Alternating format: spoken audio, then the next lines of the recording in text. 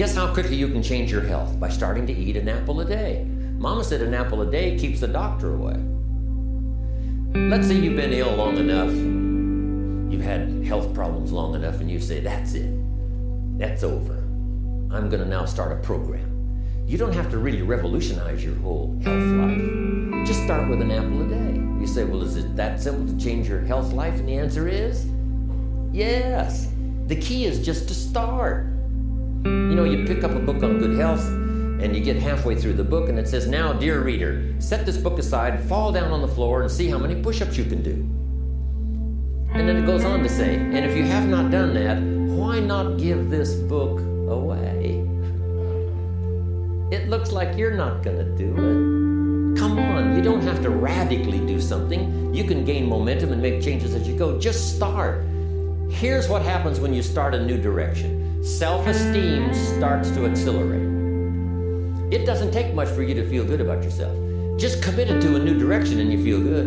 And an apple a day, committed to finally having a health program that'll make you the healthiest you've ever been in the next 20 years, all you got to do is munch on that first apple. And nobody even has to be around you, and you don't have to announce it to the world. But you munch on that first apple and say, this is the beginning of developing a health program that's going to make me so healthy I'll have the vitality to do whatever I want to do for the next 30 years of my life.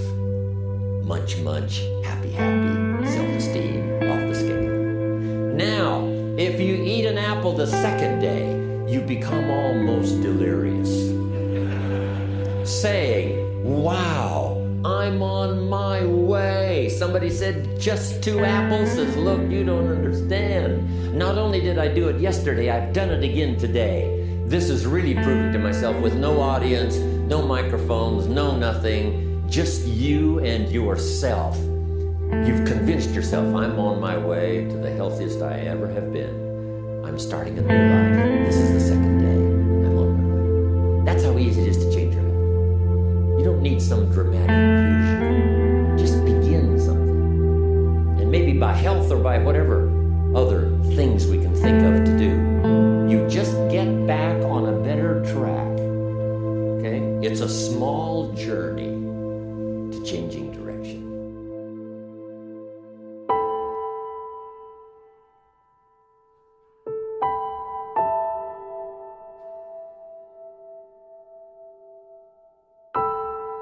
Resolve says, do it or die. I'll do it until the results start to come. And it's always resolve with willing to face the unknown. Yes, I said I was going to do it or die, but later, here's what I discovered. So then you have to sort of rearrange. It's like planting corn in an acre of ground, and it never does come up. It never does come up. Somebody said, well, just keep on planting. Maybe you need a new acre. So maybe it isn't just persistence and do it or die. I'll plant every spring, by gosh, until I have a crop. Have you ever considered maybe you need a new acre to plant in? So that means, like later discovery says, wow, I've been at this now 3 years, nothing's happening. Then you say, I know I said I was going to do it or die, but I've got some better information now. I need to go a new road, try a new acre.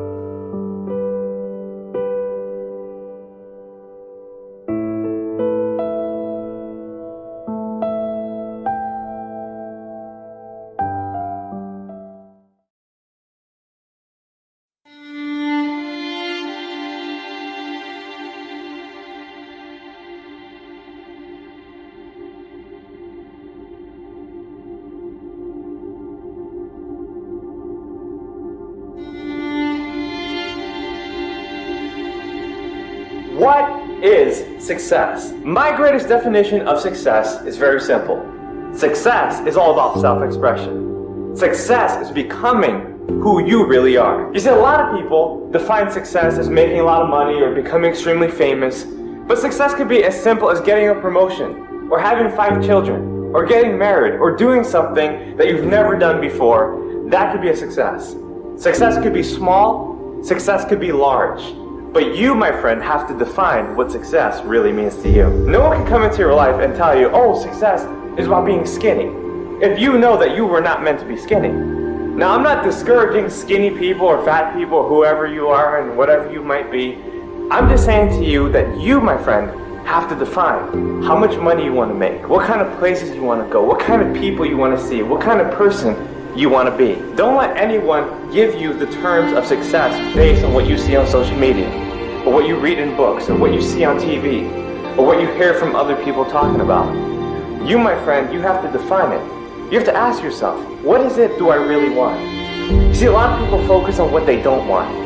They focus on how they don't want to be broke, and how they don't want to be poor, or how they don't want to be tired, or how they don't want to be sick. You got to focus on the things that you want. You got to focus on the things that you must do. Not the things that you should do, the things that must be done. The things that will actually help you to feel like an accomplished person. So don't sit back and wonder why you don't feel successful just because someone else has defined success for you. You have to define success. To me, success is all about becoming who you were really meant to be. And if you can become the greatest version of yourself, my friend, you're successful. It could be as simple as passing a test in school or making $1 million. Whatever it is to you, you have to define success. And if you do it correctly and you accomplish the goals that you've set for yourself, then you, my friend, are a massive success.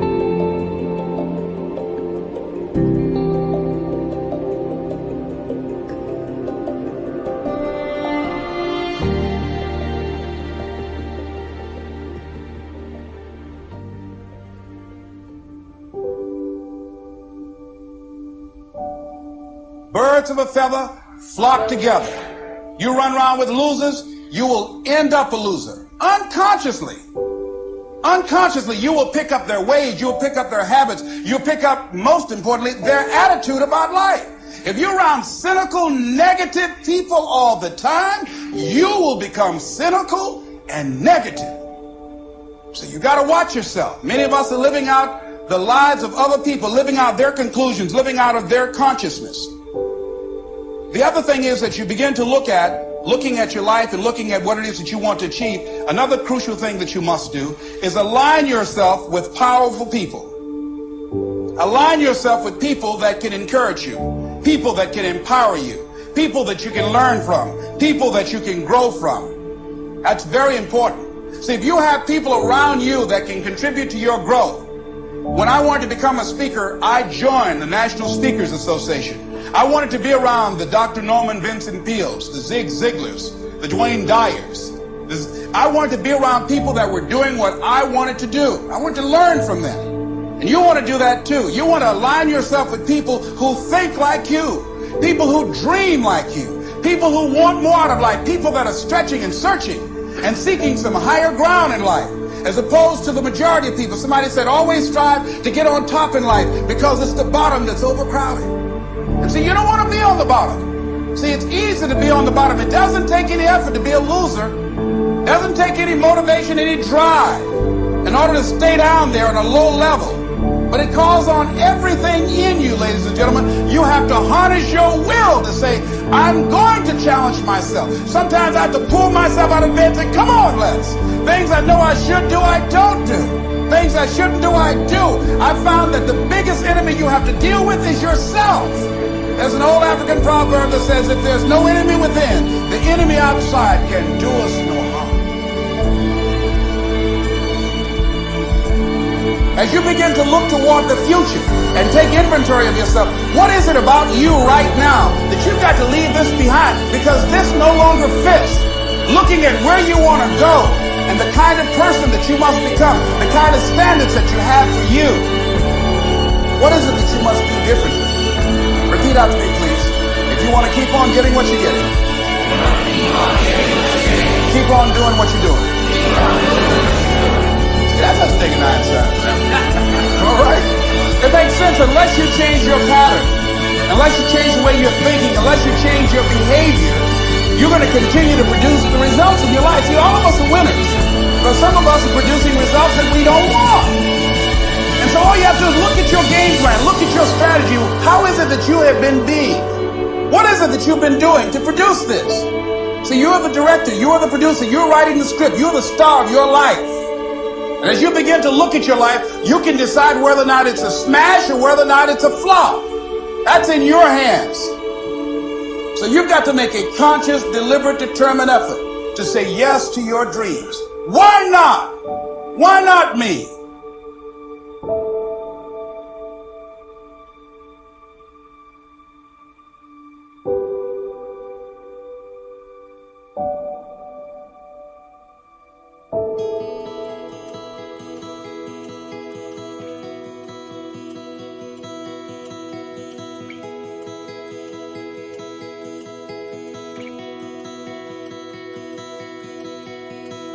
I think unsuccessful people, when they have a big dream and they start thinking about what's going to be required to accomplish that dream, they get very limiting in their beliefs about themselves and what's possible. And specifically, they say three types of things.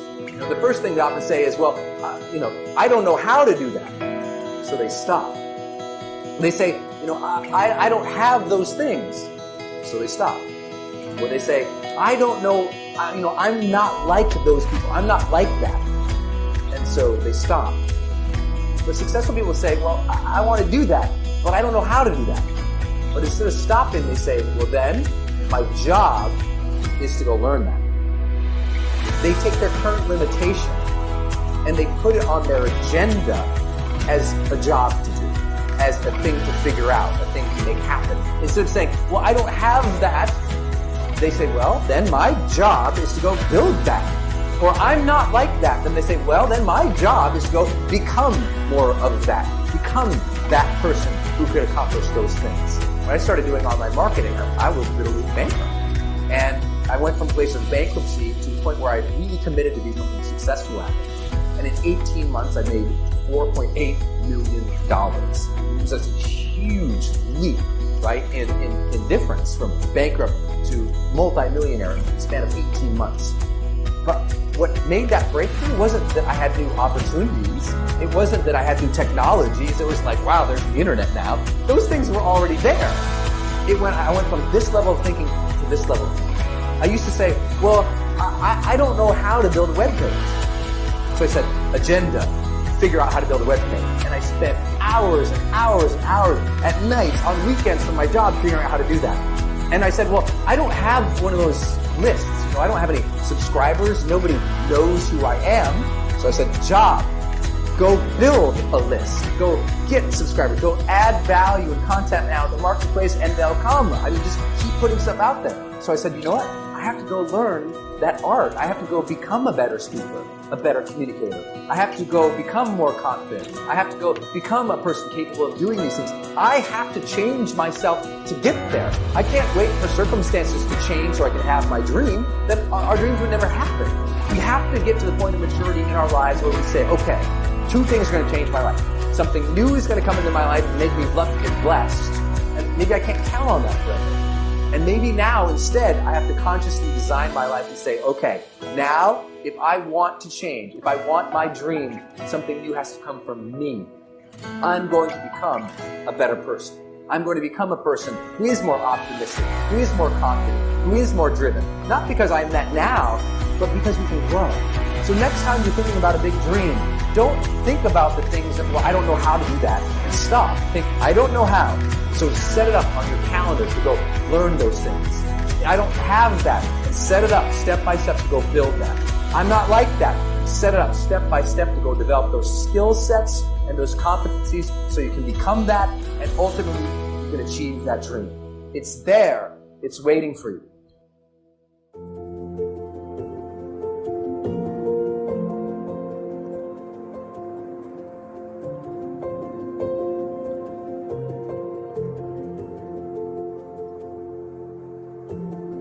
If I were to put a 10-inch, 30-foot long plank on the ground here and say, if you walk the length of the plank, I'll give you $20. Would you do it?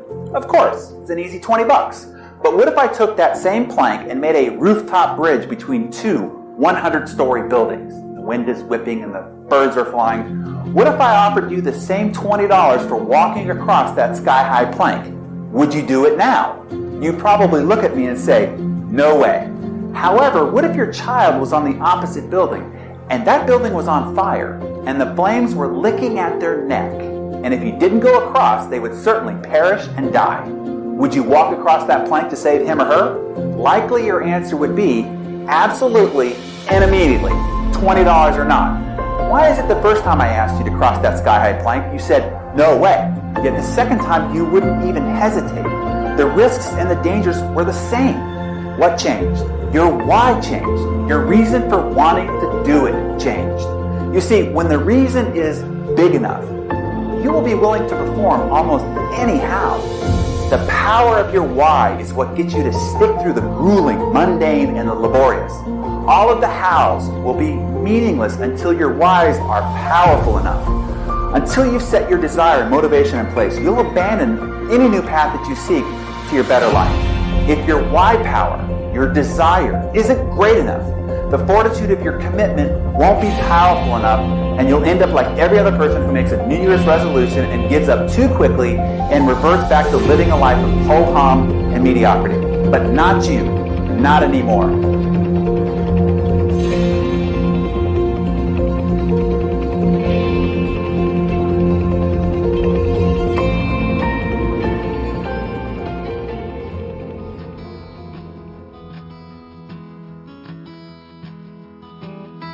There are at least two reasons why ants are unique and important. For one thing, an ant always knows where it wants to go, and it keeps trying to find a way of getting there, no matter what.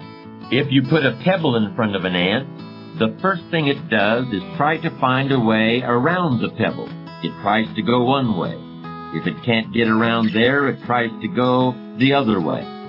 And if it still can't get around, then it tries to climb over the pebble. And if for some reason it can't climb over the pebble, it will try to lift the pebble, even though the pebble may be hundreds of times larger than the ant itself. And if it finds it can't lift the pebble, it will look for other ants to help. And if all the ants working together can't lift the pebble, they will finally start digging a tunnel underneath it. And even if that doesn't work, they will literally start trying to gnaw their way through the pebble. How long will they keep trying? They'll keep trying until they die. Because the one thing they will never do is quit. That's the ant's philosophy of achievement. And we might all want to incorporate it into our view of the world. The other reason ants are important is because of what they do in the summer. During the summer, the ants plan for the winter. They don't have any credit cards. They don't use the present moment to create debts and liabilities for themselves in the future. They use the present moment to create assets for themselves. Do you remember the fable about the ant and the grasshopper? The grasshopper laughed at the ant for working so hard all summer. The grasshopper just enjoyed himself, leaping around in the high grass without a care in the world. And when the winter came, he starved to death, while the ant had plenty to eat. Remember, we've all been grasshoppers at some point in our lives. Just make sure you're not one now.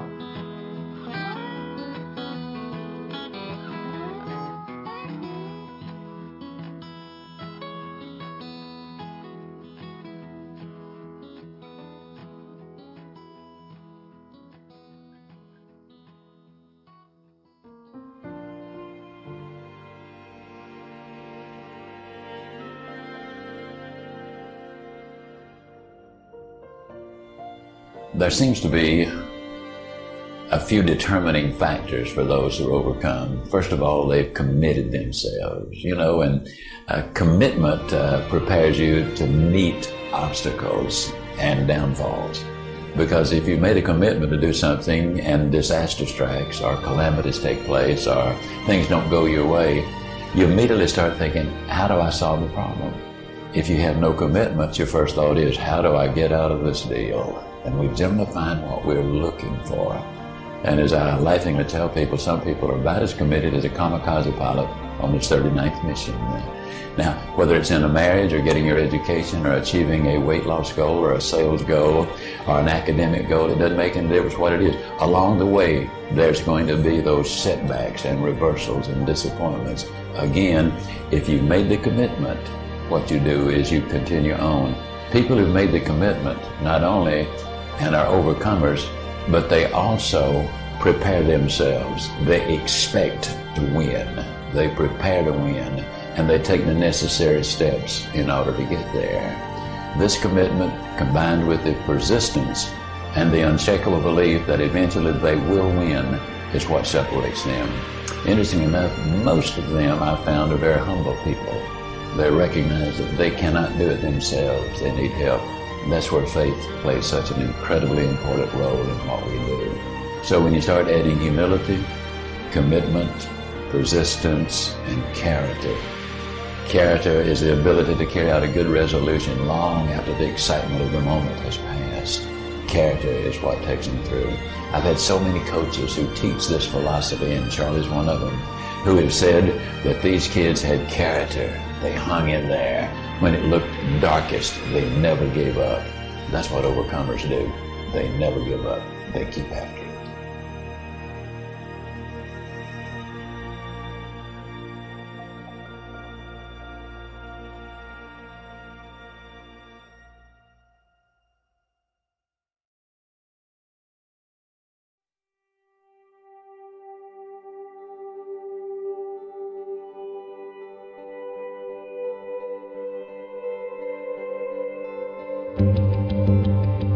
Take charge of your life.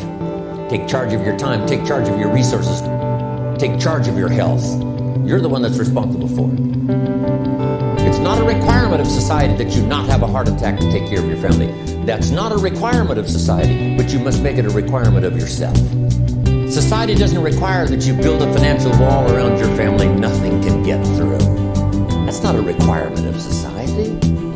It's a requirement you impose on yourself to build a financial wall around your family nothing can get through. So impose on yourself this self-development of being in charge, taking charge of your life and your health and your future and your responsibilities and all the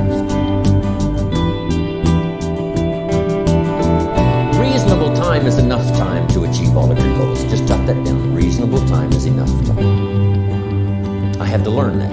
Reasonable time is enough time. Here's why. It's not the hours you put in, it's what you put in the hours. If you start depositing greater ideas into the hours you've got later than now, I'm telling you, later you can't believe the productivity that will flow. The ideas you can't think of now, a year from now, they'll start to flow. And when you deposit those ideas in the hours you've got, productivity multiplies by 2, 3, 5 times. Next, time management essential. A written set of goals. And then do priorities on your goals. What's important this week? What's important this month? Here's the next one. Often review. Just go over your goals to make sure that your list is working for you. It's got you inspired. It's got you turned on. Somebody says, how come you're up so early? Say, if you were headed where I'm headed, you'd be up early. If you were going to meet who I'm going to meet, you'd be up early. If it was going to stack up for you like it's stacking up for me, you'd be getting up early. Learn to study what we call majors and minors. Here's what you must say when you pick up the phone. Is this a major conversation or a minor conversation? If it's minor, a few pleasantries and you're done. If it's major, maybe you've got to make a few notes. So, what's major, what's minor? Now, here's the key on this. Don't major in minor things. If you take up major time to do minor things, I'm telling you, you'll be behind the curve constantly. Here's what we learn in sales training. What's major time and what's minor time? Here's minor time, thinking about prospects. Here's minor time, making lists of prospects. Here's minor time, keeping books on prospects. Here's minor time, going to see the prospect. Here's minor time, evaluating the prospect after you've been there. That's all minor time. Here's major time, in the presence of the prospect. That's major time. If you're in sales and you took a look at a week, you'd say, my gosh, I'm spending 90% of my time on the minor stuff and so little time on the major stuff in the presence of. How many hours in the presence of in my day? How many hours in the presence of during my sales week? Because the time that really counts is in the presence of.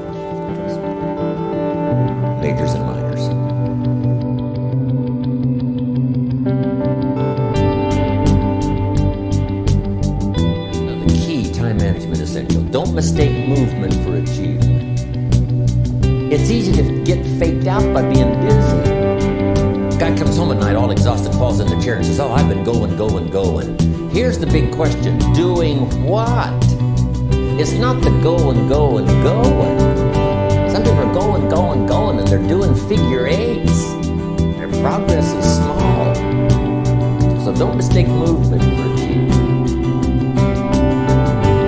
Now here's a big one, concentration. I had to learn this. All those years ago, I'm in the shower trying to compose a letter. Found it turns out to be a strange letter. So here's what I learned to do. Save the work till you get to the office. Save the work till you get to the work. Don't try to get to the office on the way to work. On the way to work, enjoy the way. In the shower, enjoy the shower. Then go to work when you get to work. I found this to be helpful. Concentration. Here's another big one. Learn to say no.